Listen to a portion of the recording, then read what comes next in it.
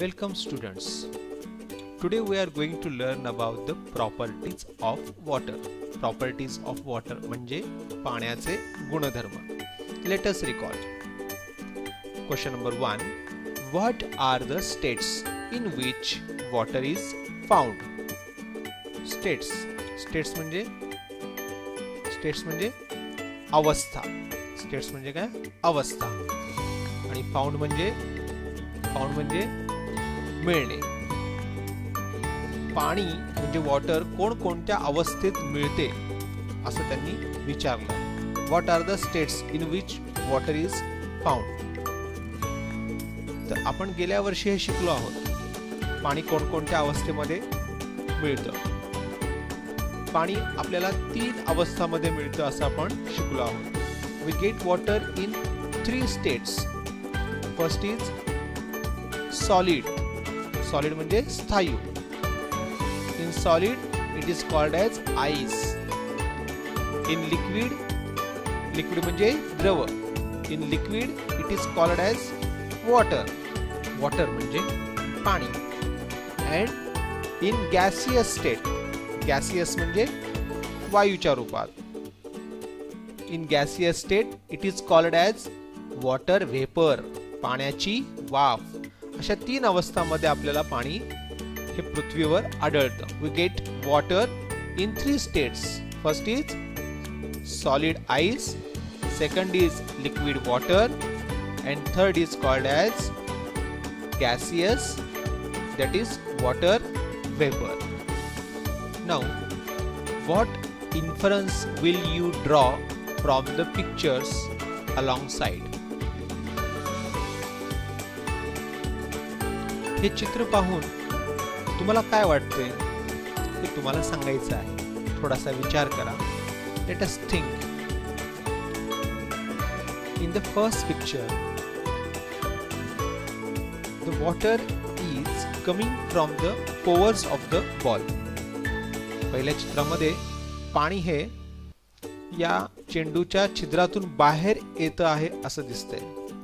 In the second picture water is falling from the top pore to the bottom pore. वरच्या छिद्रातून पाणी खाली पडत आहे. त्याचप्रमाणे मधल्या छिद्रातूनही पाणी खाली पडत आहे आणि तिसऱ्या छिद्रातूनही पाणी खाली पडत आहे. परंतु तिन्ही ठिकाणाहून पडणाऱ्या पाण्याचा प्रेशर, स्पीड हे वेगवेगळं आहे. पहिल्या छिद्रातून पडणारं पाणी हे स्टूलच्या जवळ पडतं आहे, तर शेवटच्या छिद्रातून पडणारं पाणी हे स्टूल पासून किंवा पहिल्या ठिकाणच्या पाण्यापासून दूर पडत आहे. यावरून पाण्याला वरून खाली दाब असतो हे लक्षात येते. In the third picture water is flowing from top level to bottom level. या चित्रामध्ये पाणी हे वरच्या भागातून खालच्या भागाकडे वाहत असताना दिसत आहे. This means that water has a natural property to flow from higher level to lower level. वरच्या पातळीतून खालच्या पातळीमध्ये पाणी वाहत असते. In this picture we can see this. Water can flow from pores.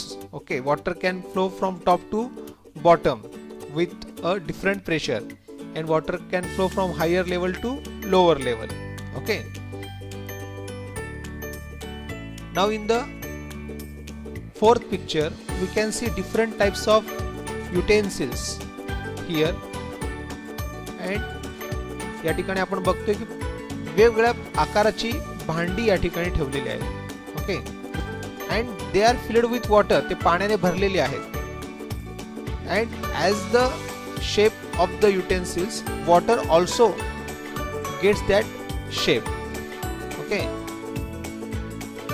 तर याच्यावरून असं लक्षात येते की पाण्याला स्वतःचा असा आकार नाहीये. पाणी ज्या भांड्यामध्ये जाईल त्या भांड्याचा आकार ते घेतं. It shows that the water does not have its own shape. The water will get the shape of that container in which it consists or it contain. Water occurs in liquid state. Liquid state म्हणजे तुम्हाला सांगितलं आता द्रवरूप अवस्था. Occurs म्हणजे आढळणे. पाणी आपल्याला द्रवरूप अवस्थेत आढळतं. नेहमीच द्रवरूप अवस्थेत आढळतं का? Is water always found in liquid state? No, we can say that water also get in solid, that is ice, and gaseous, that is vapor. But here is a point, it always occurs in liquid state under ordinary conditions. Ordinary conditions म्हणजे सामान्य अवस्था. तर सामान्य अवस्था म्हणजे किती असते? Generally there is a temperature that is 37 degrees Celsius. It is a room temperature, okay? And near about room temperature the water always gets in liquid state. First point clear? The property of water, that is in the ordinary conditions water gets the in liquid state. That is the first property of the water. Now water is a fluid substance. Fluid म्हणजे काय? Fluid म्हणजे प्रवाही, जे वाहतं. उदाहरणार्थ वारा वाहतो, तसं पाणी वाहतं. जे पदार्थ वाहतात त्या सर्व पदार्थांना फ्लुइड सबस्टन्स असं म्हणतात. उदाहरणार्थ दूध, हवा, पाणी, पेट्रोल, डिझेल, ऑइल, हे जे पदार्थ आहेत, जे लिक्विड आहेत आणि गॅसियस आहेत, त्या सर्व पदार्थांना फ्लुइड सबस्टन्स असं म्हणतात. This is the second property of the water, that water is a fluid substance. या चित्रातून तुमच्या लक्षात येत असेल की या चेंडूतून पाणी बाहेर येत आहे, या छोट्याशा टाकीतून पाणी बाहेर येत आहे, या बाउलमधून पाणी वाहत आहे. This shows that the water is a fluid substance. Now next, the third property, water does not have its own shape. पाण्याला स्वतःचा आकार नाही. या चित्रात तुम्हाला सांगितलेलं आहे की वेगवेगळ्या आकाराच्या भांड्यामध्ये जर पाणी भरून ठेवलं तर त्या भांड्याच्या आकारानुसार पाण्याला देखील आकार येत जातो. There are different shapes of utensils. With the help of this we can see that the water will get the shape of the utensils because it does not have its own shape. This is the third property of the water. But has a volume. Volume म्हणजे काय? आकारमान. त्या पाण्याला जरी स्वतःचा आकार जरी नसला, शेप जरी नसला, तरी आकारमान आहे. म्हणजे ते पाणी ज्या भांड्यात जाईल त्या भांड्याच्या आकारानुसार त्याचं आकारमान या ठिकाणी असणार आहे. एक निश्चित आकारमान असणार आहे त्याचं, की किती द्रव पदार्थ आहे, ते पाणी किती आहे त्याचं नक्की आकारमान असणार आहे. आता आकारमान काढताना आपण काय करतो? व्हॉल्यूम काढताना त्याची लांबी, त्याची रुंदी आणि त्याची उंची, या तीन गोष्टींचा जर गुणाकार केला तर आपल्याला त्या वस्तूचा आकारमान काढता येतं. हे गणितात आपण शिकलो आहोत. 1 लिटर पाण्याचे आकारमान हे निश्चित असते. मग 1 लिटर बाटलीमध्ये पाणी भरलं तर पाण्याला बाटलीचा आकार येईल. ते 1 लिटर पाणी जर आपण एखाद्या पसरट भांड्यात घातले तर पसरट भांड्याचा आकार पाण्याला येईल, पण पाण्याचे आकारमान हे निश्चित असणार आहे, ते बदलणार नाही. It can pass through small holes. आत्ताच तुम्हाला या ठिकाणी सांगितलं की ते छोट्या छोट्या छिद्रातून बाहेर पडू शकतं.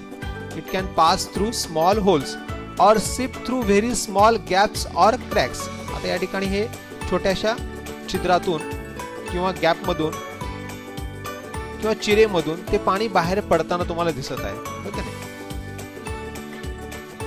Next is on pouring water in an oil cladded dish.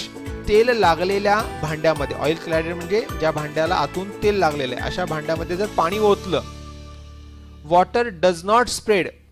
पाणी पसरत नाही, but forms small round drops. छोटे छोटे पाण्याचे थेंब तयार होतात.